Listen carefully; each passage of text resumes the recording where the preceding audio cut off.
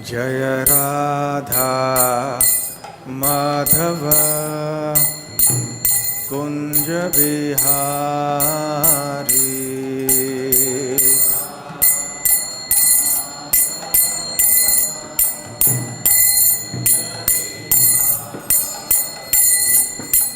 Jaya Gopijana Vallabha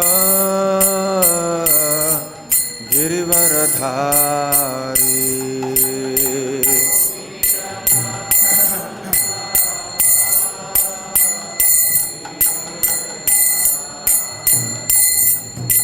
Jaya Gopijana Vallabha Girivaradhari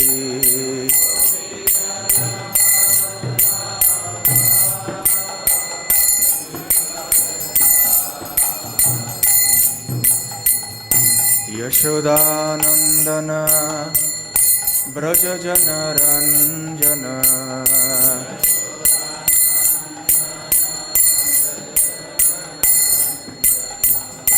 Yashodanandana Brajajana Ranjana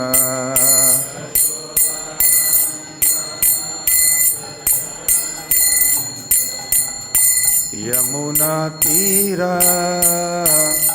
Vanachari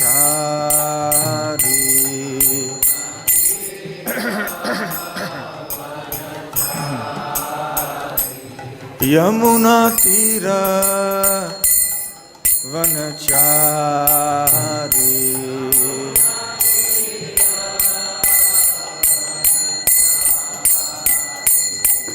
Jaya Radha Madhava Kunja Bihari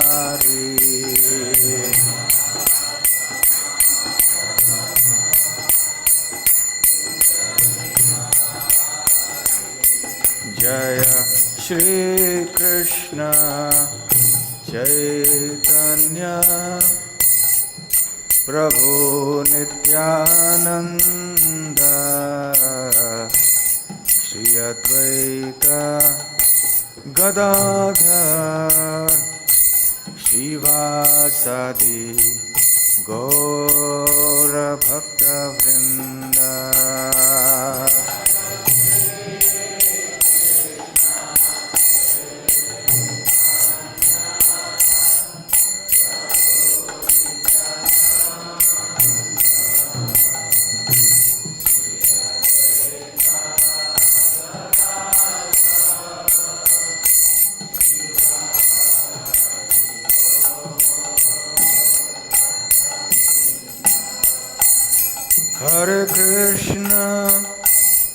Hare Krishna, Krishna Krishna, Hare Hare, Hare Rama, Rama Rama, Hare Hare.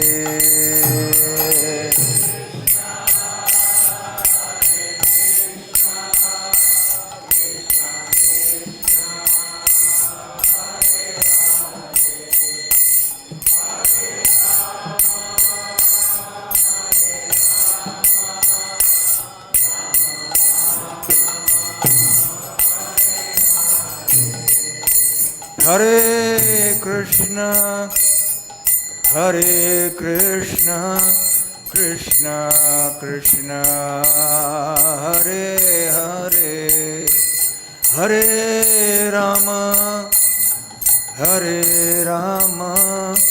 Rama Rama, Hare Hare.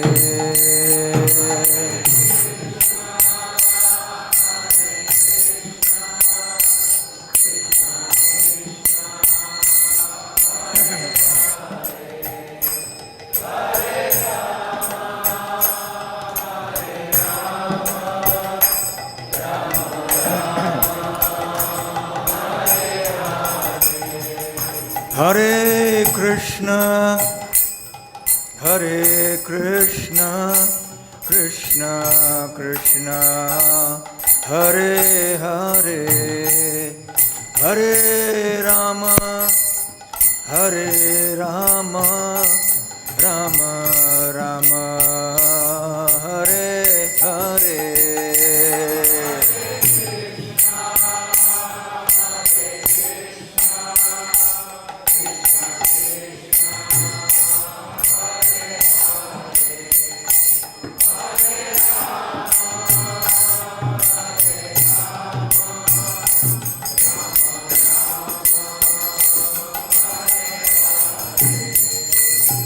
Jaya Krishna Balaram, Jaya Krishna Balaram, Krishna Balaram, Jaya Krishna Balaram.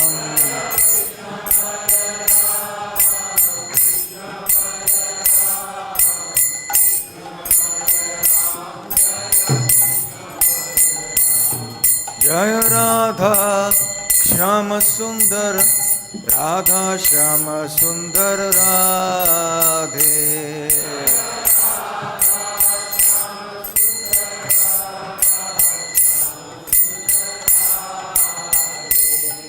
Jaya Gauranitai, Jaya Gauranitai, Gauranitai, Jaya Gauranitai.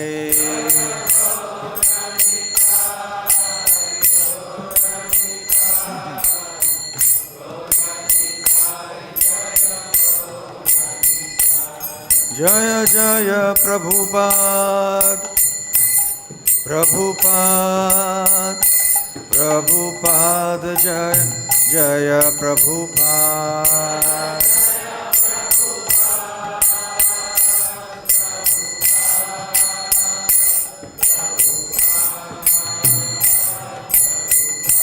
Nitai Gaura Haribol, Haribol, Haribol, Nitai Gaura Haribol.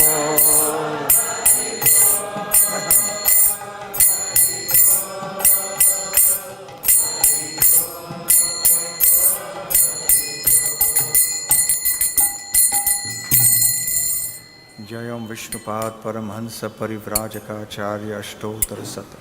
His Divine Grace Abhay Charana Ravinda Bhakti Vedanta Swami Srila Prabhupada Ki Jai. Ananta Koti Vaishnava Vrinda Ki Jai. Shri Shri Krishna Balaram Ki Jai. Shri Shri Radha Shyama Sundar Lalita Vishakha Ki Jai. Shri Shri Gaurnitai Ki Jai. Shri Vrindavan Dham Ki Jai. Grantharaj Srimad Bhagavatam Ki Jai. Nitai Gaura Premanande Samaveta Bhakta Vrinda Ki Jai. All glories to the assembled devotees. All glories to the assembled devotees. All glories to the assembled devotees. All glories, all glories, all glories to Shri Guru and Gauranga.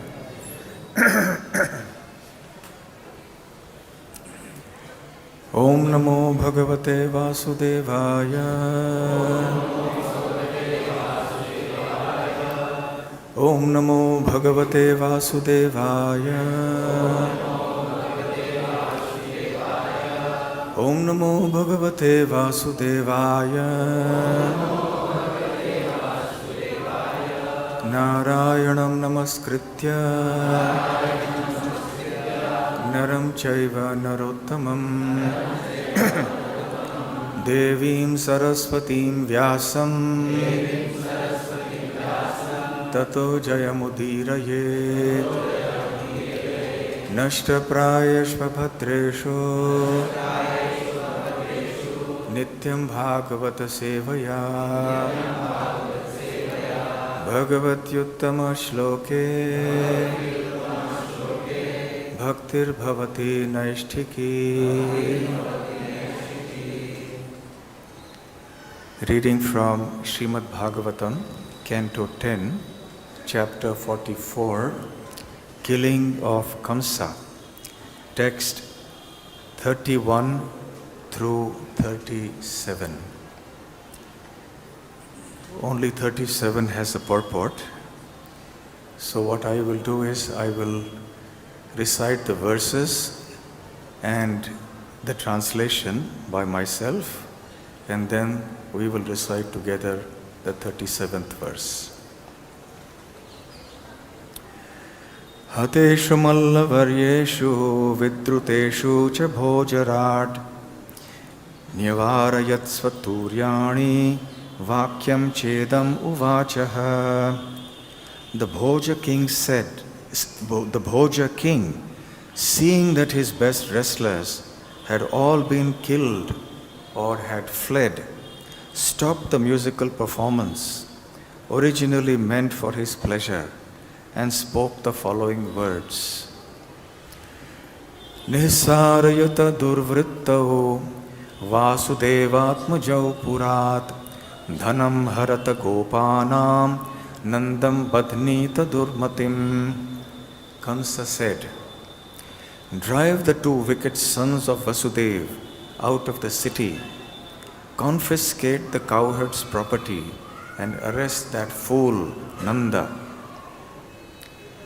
Vasudevastu durmedha hanyatam ashvasattamah Ugrasenah pita chape sanugah parapakshagah. Kill that most evil fool, Vasudeva, and also kill my father, Ugrasen, along with his followers, who have all sided with our enemies.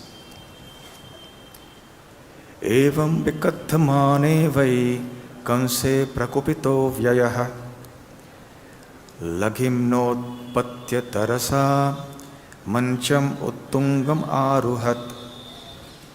As Kamsa thus raved so audaciously, the infallible Lord Krishna, intensely angry, quickly and easily jumped up onto the high royal dais. Tam avishantam alokya mrityum atmana asanat manasvi sahasothaya jaggrihe sochi charmani. Seeing Lord Krishna approaching like death personified, the quick-witted Kamsa immediately rose from his seat and took up his sword and shield.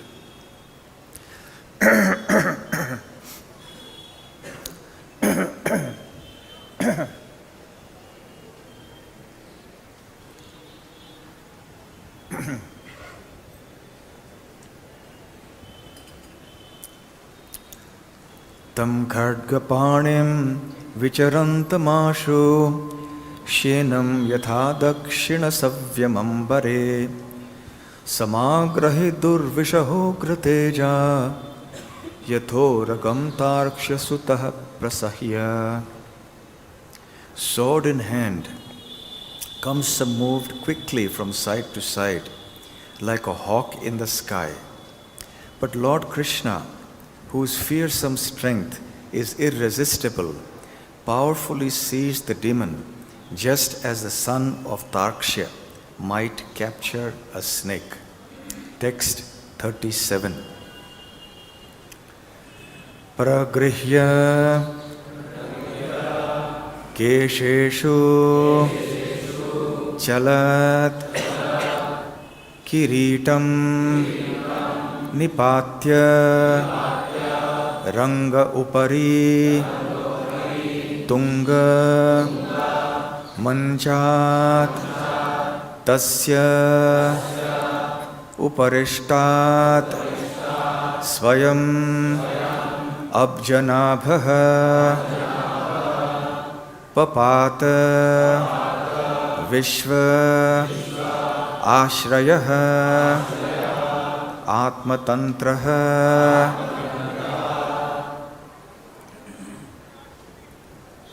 Pragrihya kesheshu chalat kiritam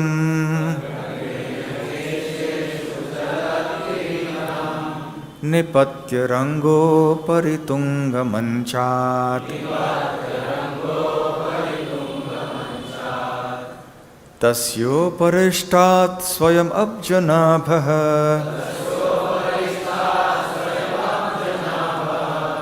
Papata vishvashraya atma tantraha.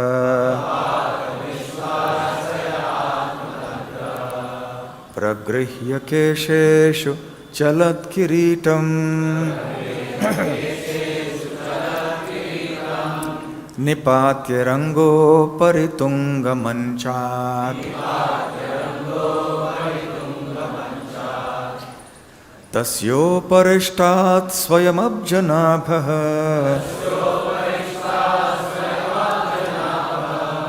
पपात विश्वाश्रय आत्मतंत्रः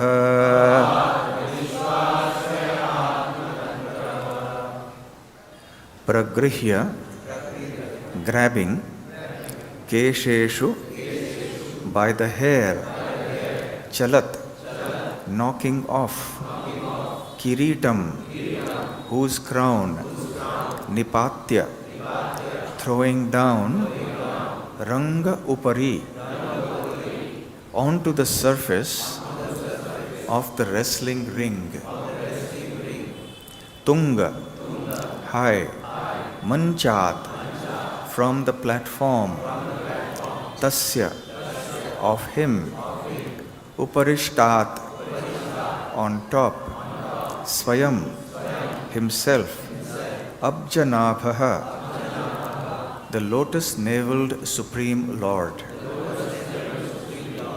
papata through, vishva of the entire universe, ashrayaha the support, atmatantraha independent. Translation and purport by the disciples of His Divine Grace A.C. Bhaktivedanta Swami Srila Prabhupada. Translation. Grabbing Kamsa by the hair and knocking off his crown, the lotus-naveled Lord threw him off the elevated dais onto the wrestling mat. Then the independent Lord, the support of the entire universe, threw himself upon the king. Purport. In Krishna, the Supreme Personality of Godhead, Srila Prabhupada describes the death of Kamsa as follows. Krishna at once straddled his chest and began to strike him over and over again. Simply from the strokes of his fist, Kamsa lost his vital force.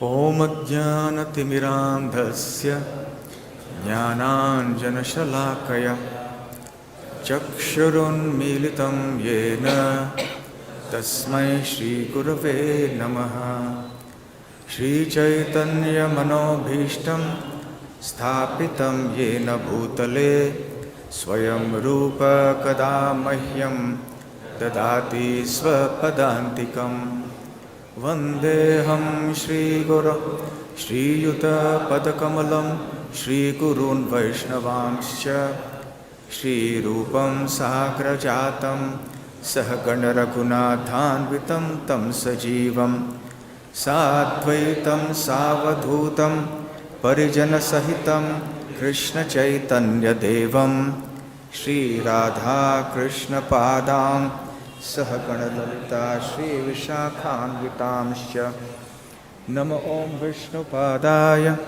Krishna Presthaya Bhutale Srimate Bhakti Vedanta Swami Niti Namine Namaste Saraswate Deve Gauravani Pracharine Nirvishesha Shunyavadi Paschatya Deshatarine Mukam Karoti Vachalam Pangum Langhayate Girim Yat Kripatamaham Vande Shri Gurun Dinataranam Vancha Kalpatarobhyascha Kripa Sindhobhya Evacha Patitanam Pavanebhyo Vaishnavebhyo Namo Namaha Namo Mahavadanyaya Krishna Prema Pradayate Krishnaya Krishna Chaitanya Namne Gauratvishe Namaha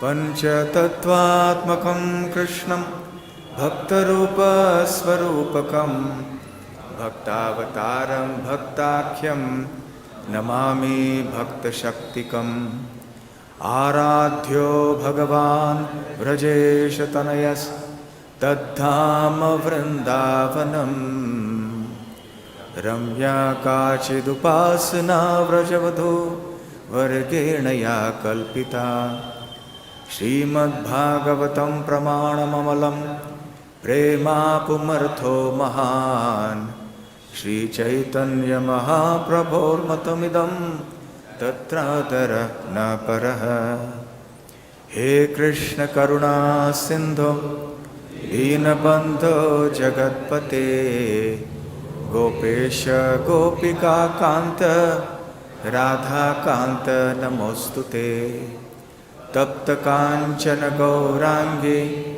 Radhe Vrindavaneshwari Vrishabhanu Sute Devi Pranamami Hari Priye Jai Shri Krishna Chaitanya Prabhu Nityananda Shri Advaita Gadadhar Shri Vasadi Gaura Bhakta Vrinda Hare Krishna Krishna Krishna Hare Hare Hare Rama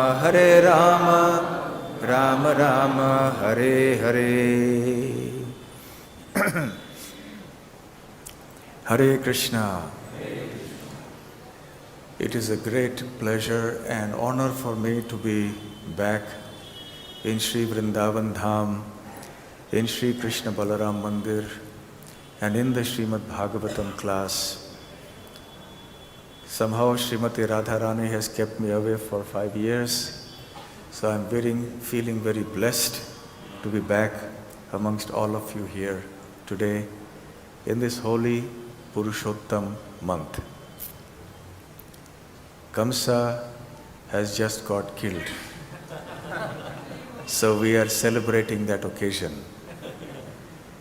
And these few verses that we have read today are the build-up to this climax of Kamsa getting killed.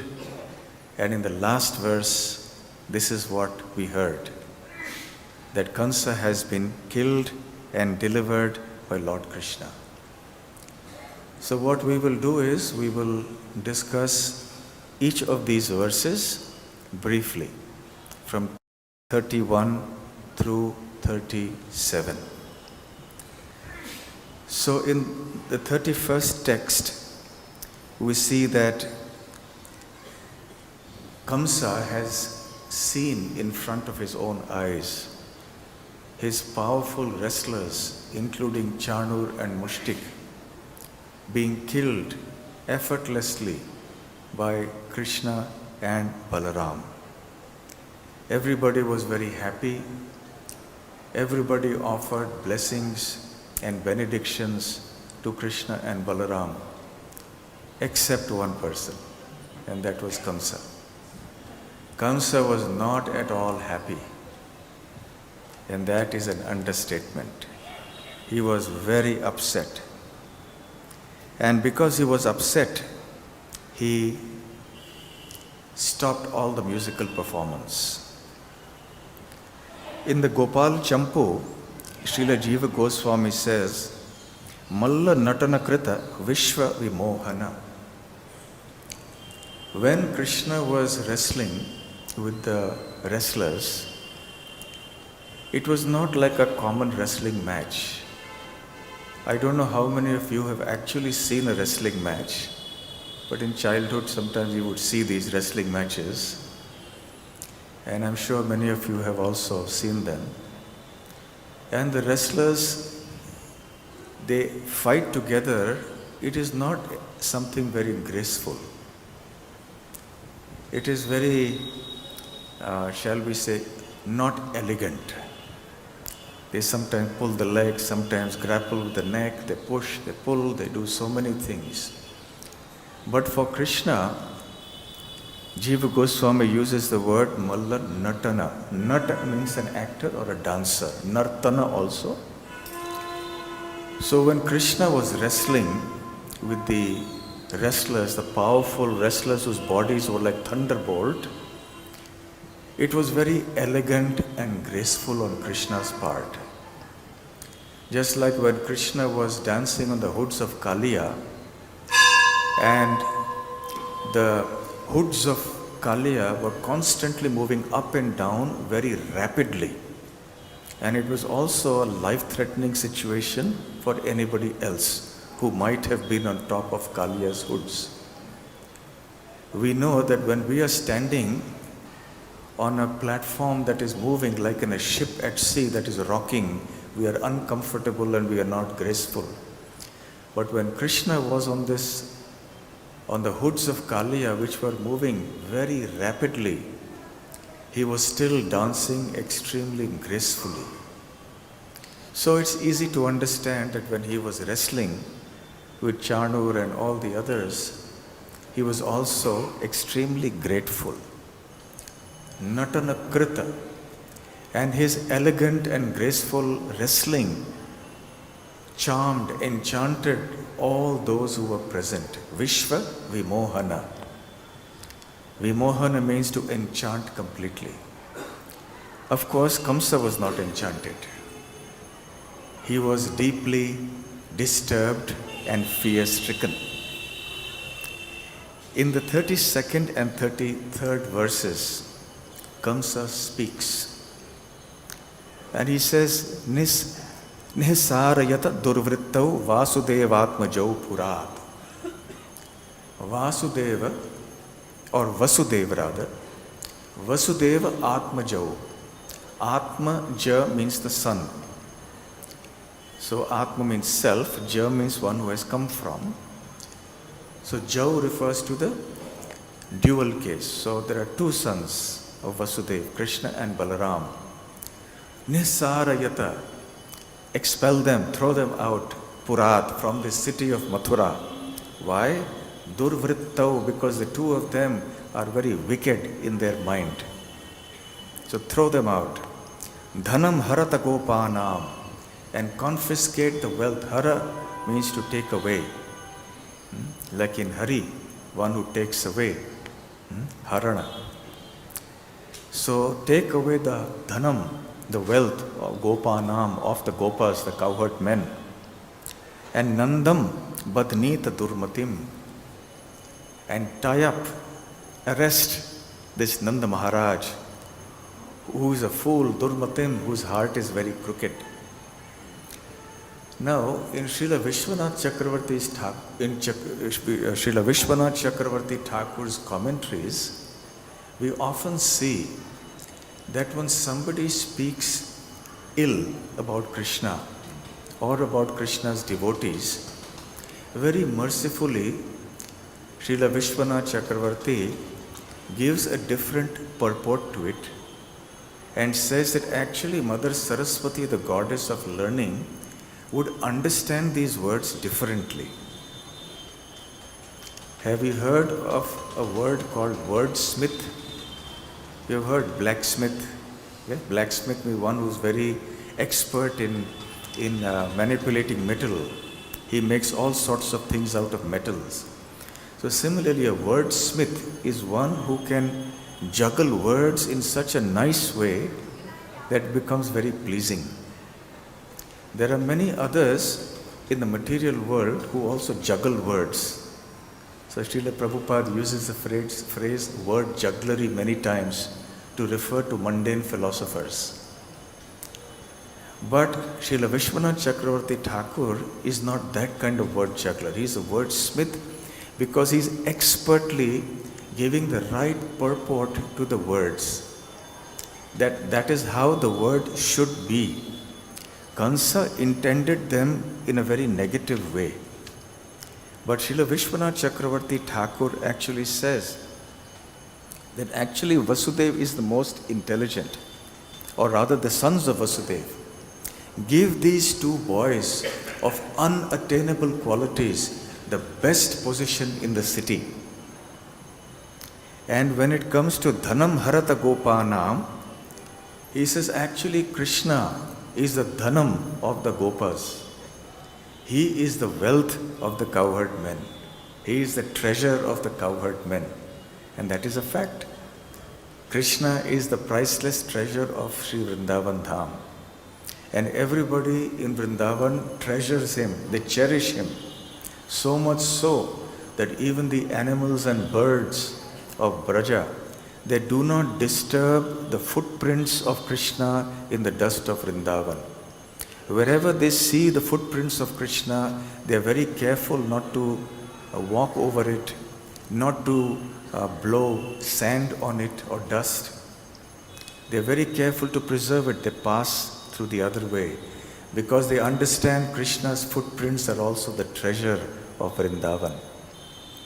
So Srila Viswanath Chakravarti Thakur says that all of you should worship Krishna, who is the treasure of the cowherd men.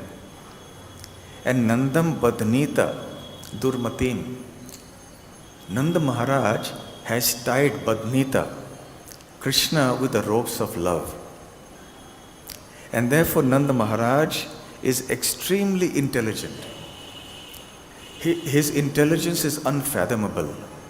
Durmatim. Dur means very difficult. It can mean bad also. Kamsa intended it to mean bad. But Viswanath Chakravarti Thakur says Mother Saraswati interprets that to mean very difficult. So Nanda Maharaj's intelligence is very deep, unfathomable, very difficult to understand. His deep intelligence. The great devotees of the Lord are the most intelligent. So this is how Srila Viswanath Chakravarti Thakur says that Mother Saraswati is saying that effectively Kamsa is saying that all of you should develop an affectionate relationship with Krishna. In the next verse, he says, Vasudevastu durmedha hanyatam ashvasattamaha. He says, Kamsa is saying here that kill that most evil fool, Vasudev. But Vishwanath Chakravarti Thakur again, he says Mother Saraswati doesn't understand it in this way. She changes the meaning of Kamsa's words and she offers it with devotion at the lotus feet of Lord Krishna. And she is saying there that everyone should take shelter of Vasudev. Vishwanath Chakravarti says that the word Han has two meanings. One is to kill and the other is to go to. So Mother Saraswati is taking the second meaning and she's saying all of you should go to Krishna. For what purpose? To take shelter of him. And or rather to Vasudev. And you should go to Vasudev and take shelter, and Vasudev's intelligence is also very unfathomable, durmedha. And he is asattamaha. Now, Kamsa means this to mean that he is asat tamah.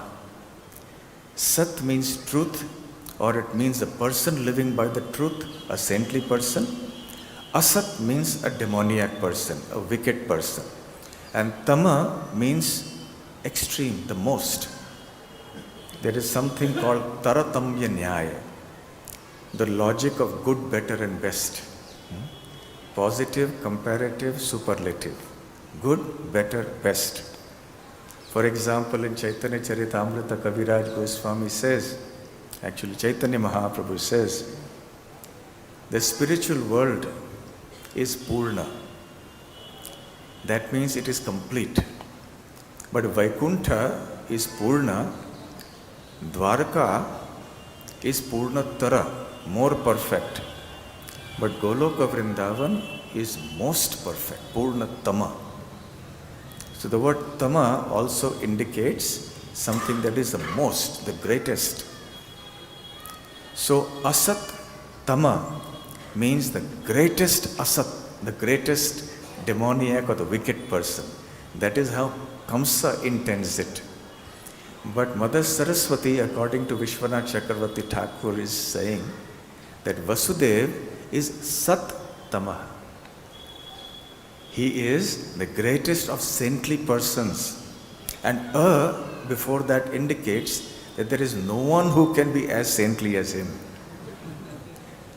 So therefore, take shelter of Vasudeva. And there is no greater saintly person than Vasudeva. Then also Ugrasenaha Pitachapi Sanugaha Parapakshakaha. So also go and take shelter of Ugrasen, who has taken shelter of Krishna. So Parapakshakaha. Now there are two meanings of para. One is another person, the other person. In this context, Kamsa means the enemy. And he's saying, because Ugrasen and his followers have taken shelter of my enemy, therefore you should kill them. But the word para, as we know, also means supreme, param. So, Mother Saraswati is saying, Ugrasen and his associates are parapakshagaha. That means they have taken shelter, they have gone to the pakshagaha, they have gone to the shelter or the side of Krishna and taken shelter of him. So you should take shelter of Ugrasen, who has taken shelter of Krishna. So Viswanath Chakravarti Thakur often gives purports like this.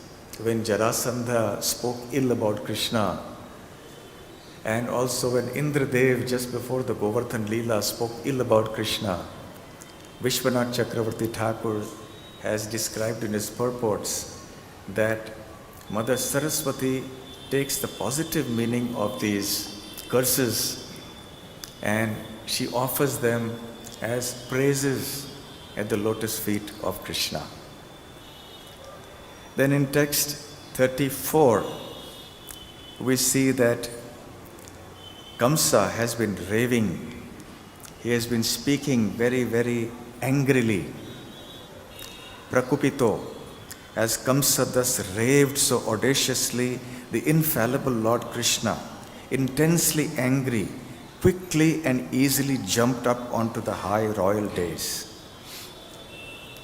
So the important word here that the acharyas have chosen is prakupitaha, that Kamsa was very angry, extremely angry. And Srila Viswanath Chakravarti Thakur says he became angry because he heard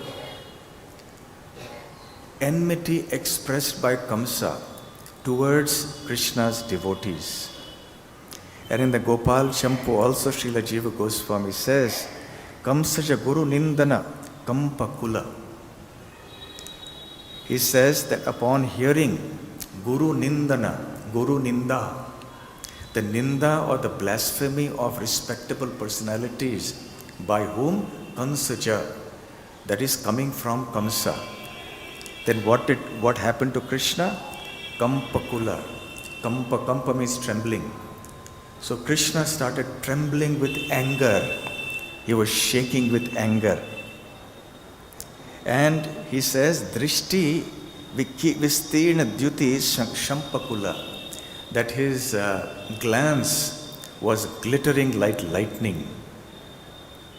So simply, Krishna's glance can sometimes be very kind, very loving, very attractive, and sometimes that same glance can also be like fierce lightning, like a bolt of lightning that can come and strike down anybody. And now it's interesting that it was not, so quickly and easily jumped onto the high royal dais. So it was not difficult for Krishna, even though the platform of Kamsa was at a much higher level, he very quickly and easily jumped up.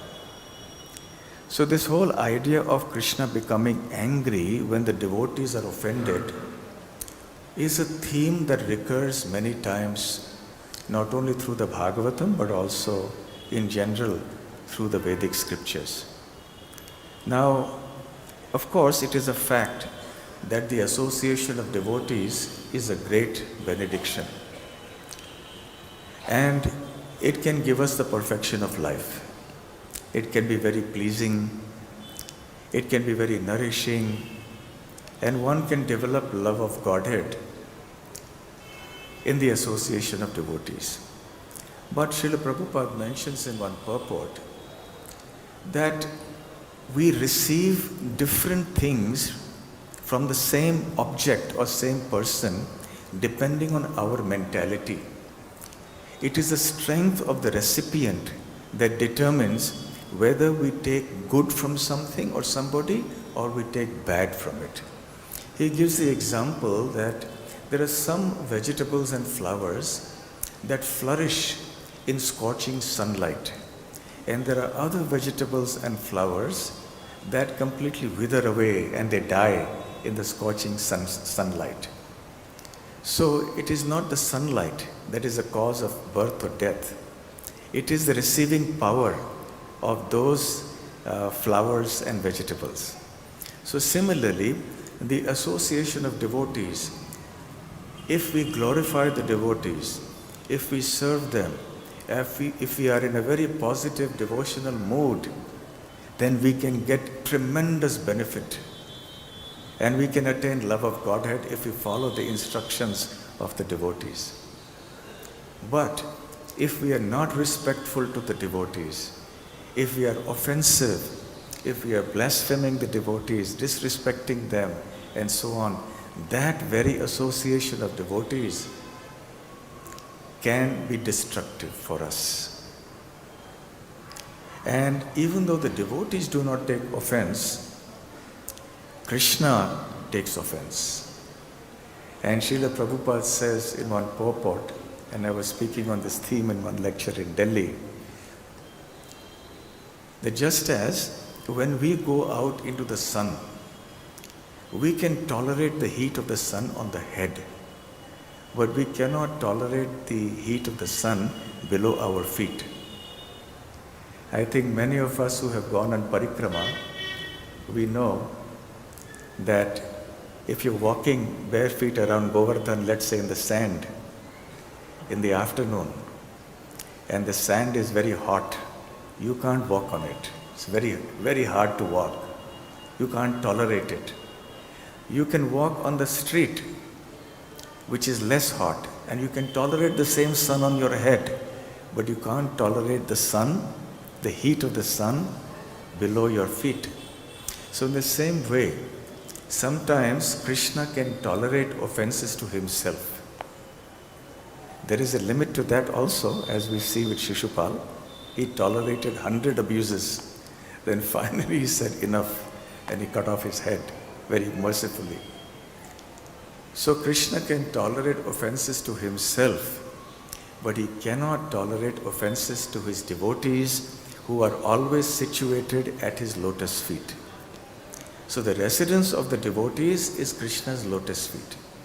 So if somebody performs an offense there, then he cannot tolerate. So therefore Krishna became very, very angry. In fact, Sati also says the same thing to her father Daksha. This purport is given by Srila Prabhupada in that section of the 4th canto of the Srimad Bhagavatam, when Daksha insults Lord Shiva. And Sati is his daughter, but she is Lord Shiva's wife. So she becomes very angry that her father has insulted her husband.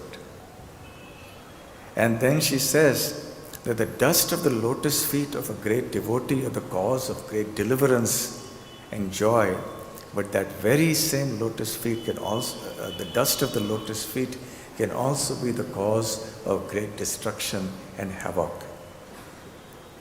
So in any case, now that Kamsa has been speaking so harshly and badly about the devotees of Krishna like Vasudev, Ugrasen, Nanda Maharaj and so on, naturally Krishna is very, very angry.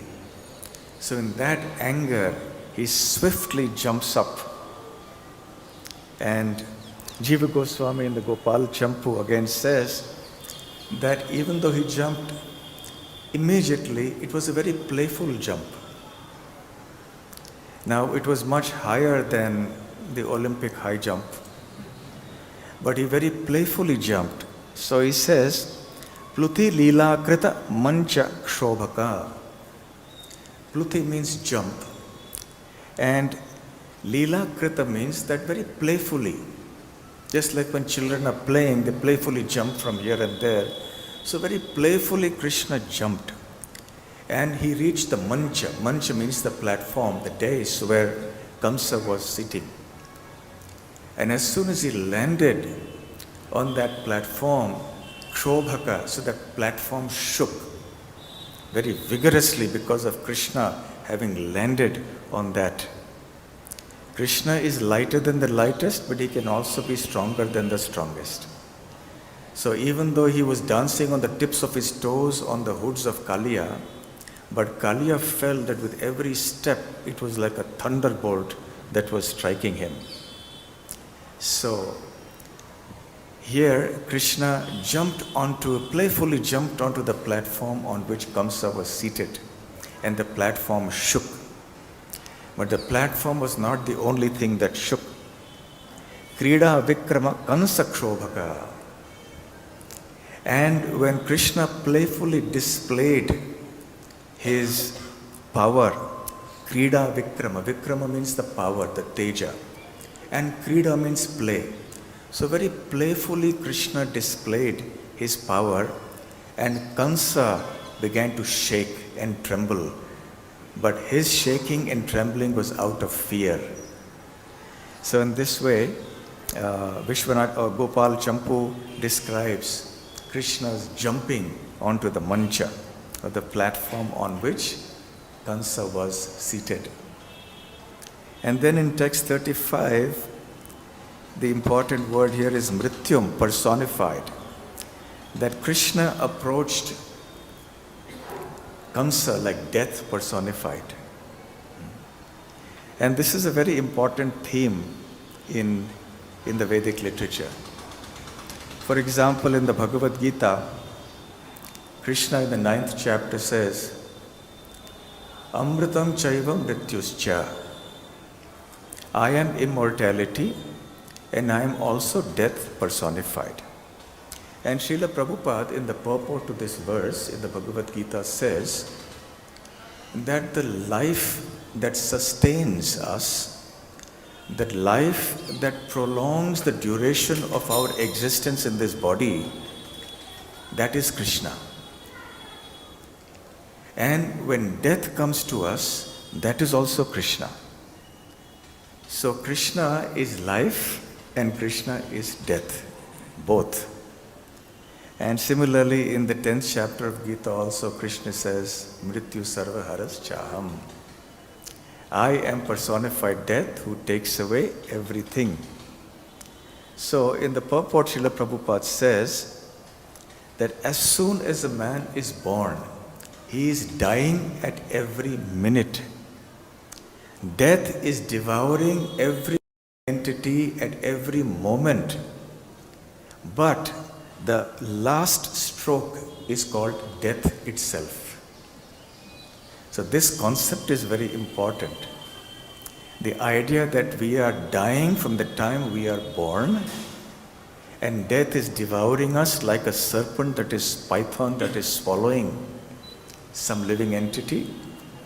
And the last stroke is what we are familiar with and which we call death. But actually death is born at the time of birth. And this point is also stated by Vasudeva to Kamsa. When Kamsa is about to kill Devaki on the chariot, just after they have got married, and the voice from the sky declares that the 8th child of Devaki, O fool Kamsa, will kill you. And Vasudeva in some way or the other is yena kena prakarena, somehow or the other is trying to prevent that. And one of the arguments that Vasudeva gives is Mrityur janmavatam vira dehena sahajayate. He says, oh hero, oh brave one, please know that death is born along with the body. So in this way, Krishna is life and Krishna is also death. To all the embodied living entities in this material world, Krishna comes, or rather death is something very familiar, especially to those who are demoniac in nature and who do not accept God. Srila Prabhupada says God comes to them as death. So Krishna comes to the demoniac as death. He shows them his face, which is very unpleasant, the face of death. To those who cannot tolerate or do not have faith in the beautiful face of Krishna, the Supreme Personality of Godhead, he does show them his face, but he shows them another face, and that is the face of death. And that face is extremely cruel. But for the devotees, it is the opposite. Death comes as Krishna. So for the demons, Krishna comes as death, and for the devotees, death comes as Krishna. Because for the pure devotees, death is nothing but an invitation, an escort by Krishna to the spiritual world. So when the pure devotee departs from this world, then Krishna and Krishna's agents personally escort that living entity, that soul, back to the spiritual world. Srila Prabhupada has given the example of a cat. When the cat holds the kitten in her jaws, the kitten feels shelter, safety, security, love, comfort.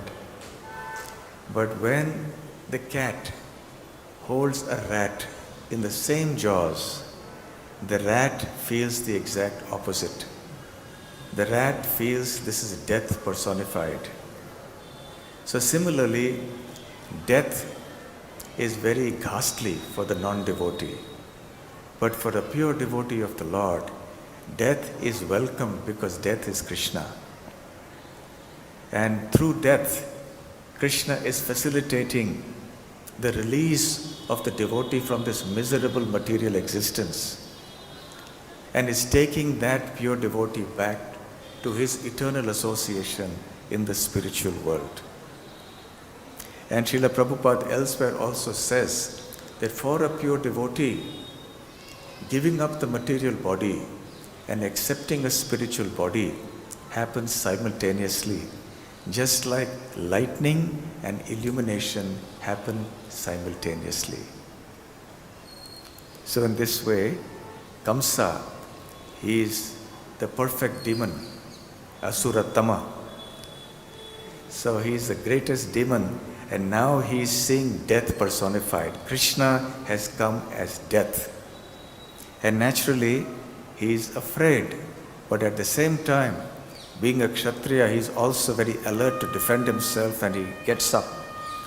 And in the 36th verse, we see Shukadev Goswami describing how Kamsa is very agile and very alert and very strong and very expert in wielding weapons. And he's trying to fight Krishna. But Krishna very easily, effortlessly and powerfully grabs Kamsa, just as Garuda can grab a snake, very playfully.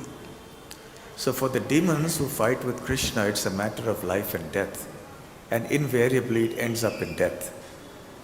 But for Krishna, it is just a playful sport. And this whole idea of Krishna playing with the demon before he finally kills him happens many times also. For example, when the Lord appeared as Nrsimhadev, he fought with Hiranyakashipu. It was a fierce battle. And sometime later, then Krishna and Nrsimhadev was just playing with Hiranyakashipu. And finally he said it's time, and he killed him. So in this way, for Krishna, killing of demons is just a playful sport. And it's also something that makes him relish the Veera Rasa, the secondary rasa of chivalry. And Krishna's killing of demons has many other purposes as well, which is topic for another session altogether. And finally, in text 37, Shukadev Goswami describes that Kamsa or Krishna grabbed Kamsa by the hair he knocked off his crown and threw him off the platform onto the ground where the wrestling mat was. Srila Jiva Goswami says that he did that violently. And Sahasamokshada, Jiva Goswami also says that immediately he gave him liberation. He killed him on the spot, and right then and there he liberated him. In the purport, we see Srila Prabhupada writing in Krishna book that Krishna at once straddled Kamsa's chest and began to strike him over and over again. Simply from the strokes of his fist, Kamsa lost his vital force.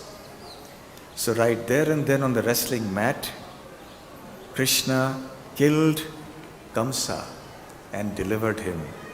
And this is that picture that is here in the Bhagavatam.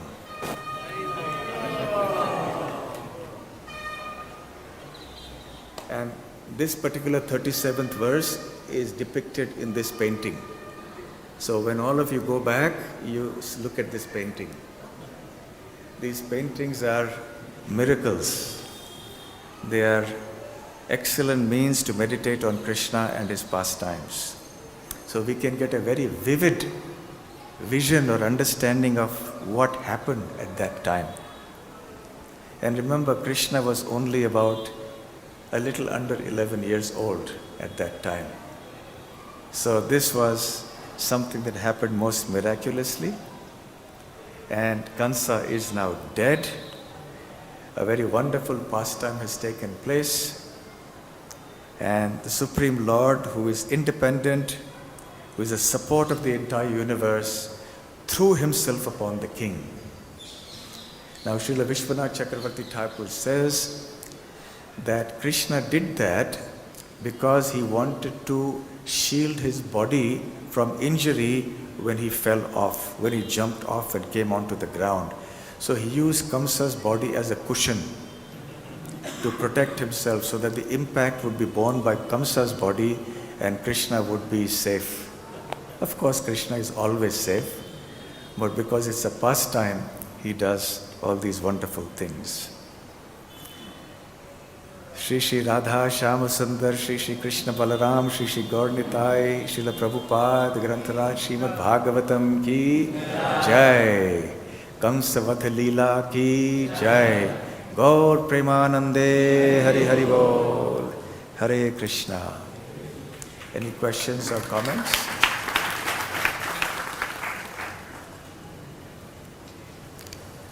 May I make a small comment now? I don't feel bad, but it's just also something that I feel that after class, better not to clap,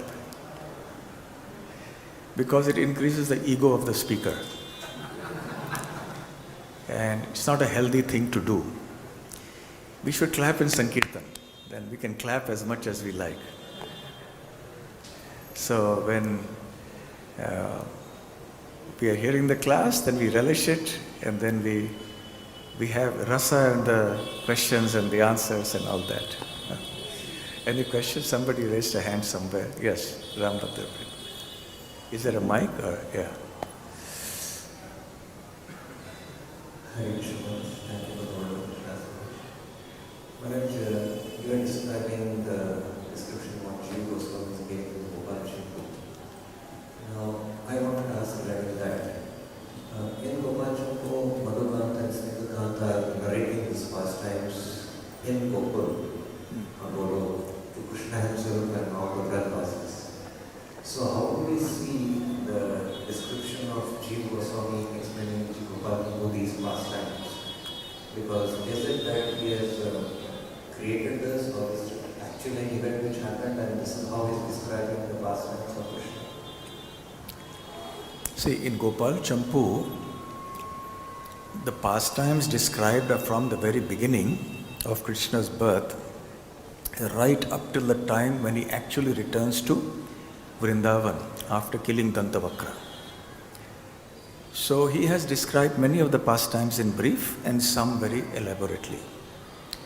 So this is Jiva Goswami's transcendental meditation.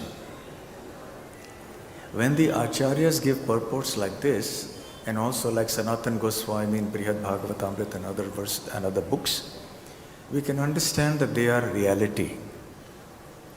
And for such transcendental phenomena, time and space are not limitations. Whether something is going to happen later in future and so on and so forth, that is not a barrier or a hindrance. Okay, so these descriptions are free-flowing, no botheration of time and space. Okay? Yes. It's 9 o'clock, Prasadam. Those of you who wish to leave are free to leave. You can. Yes. Thank you so much, Maharaj. My question is, as a struggling sadhaka, and as you say, this main obstacle that Krishna's lotus feet, all the pure devotees are listed. So therefore, and there are so many kinds of offenses apart from sinful life. So now, so major is this one. So in essence, what to do so that we get safeguarded as a struggling sadhaka from this offense, so that So how to safeguard ourselves from Vaishnava aparadh? Is that your question? We don't do Vaishnava aparadh. That's the only way. We have to be cautious.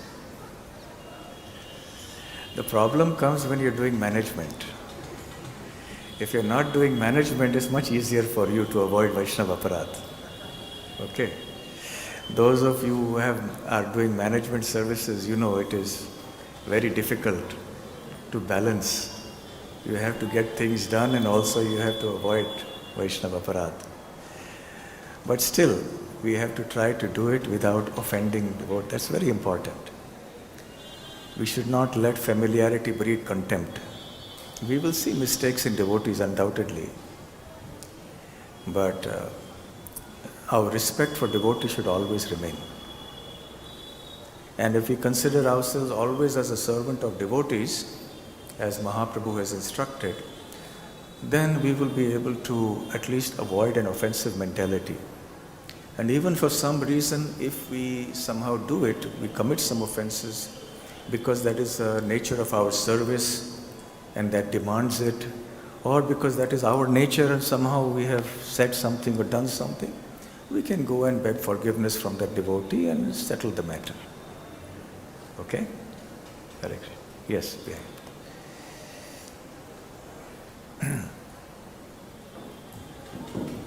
Maharaj, thanks for the class. So Maharaj, the question is, Krishna took 14 years to kill Kamsa.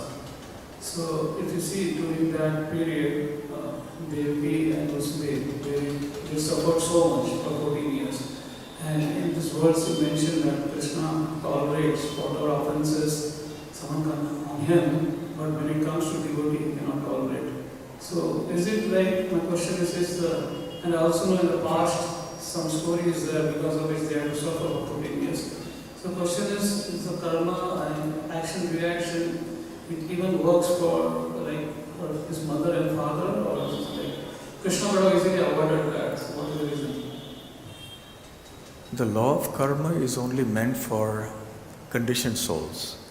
It is not meant for pure devotees and certainly not for personal associates of Krishna. So they are beyond the law of karma. These events, including the apparent delay in meting out justice, is part of Krishna's pastime. Because when Krishna does something, he accomplishes many objectives at one stroke. So he has multiple things to do when he comes. So when he waited for this amount of period, it was necessary to wait, because he had to do his Vrindavan pastimes. So he could have even prevented the whole thing from happening. But the whole idea was that he should come down, paritranaya sadhunam, vinashaya cha dushkritam. So he had to also wait till Kamsa's offenses had built up to a certain degree. Like the capital of offenses had to be built up so that he could then be destroyed. Okay. Yes. Well. over here. Mic, please.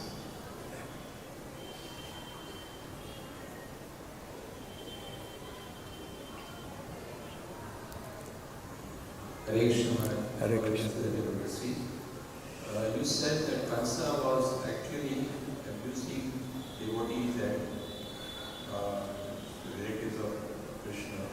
And Saraswati was translating everything in an opposite way, the positive way. So is that also one of the reasons why Kamsa was delivered immediately when he was killed? And how about others who offend directly with Krishna or the devotees? Does Mother Saraswati help them as well to deliver?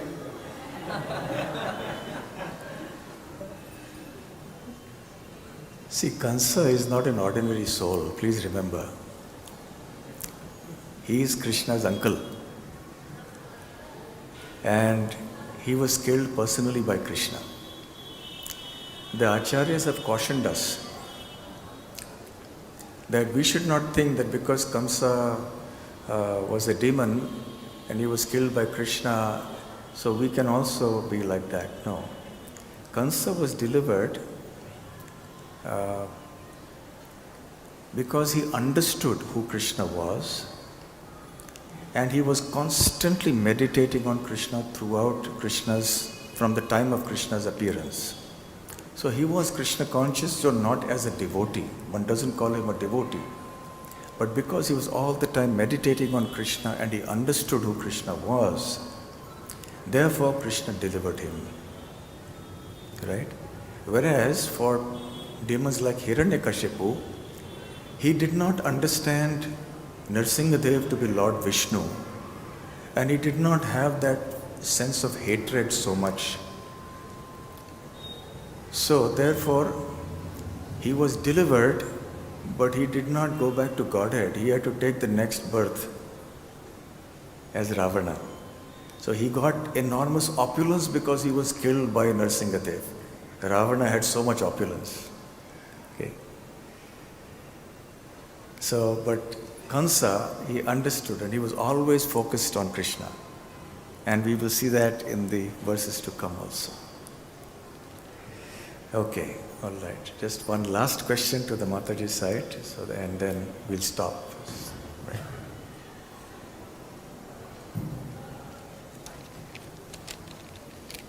Hare Krishna, my most humble obeisances and devotees.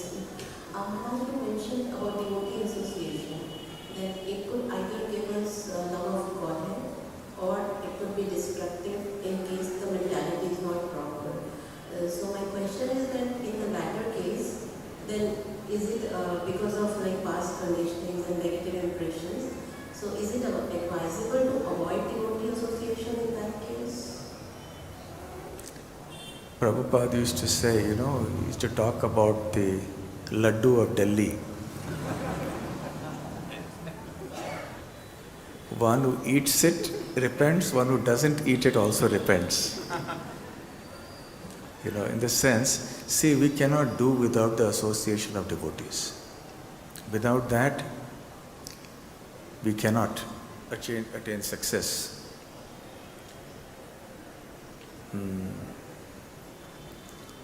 So all we have to do is to be careful.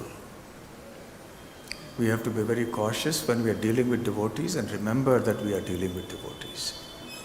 And that is the only way. And as I said earlier, and sometimes when we do offend somebody, then we beg forgiveness and settle the matter. We should not let things linger. And at least in the association of devotees, we should never let false ego come in the way, because that will be a great hindrance for our spiritual development. Okay, Hare Krishna. Thank you very much. Srila Prabhupada ki Jai. Gaur Premanande Hari Hari Bol. Hare Krishna.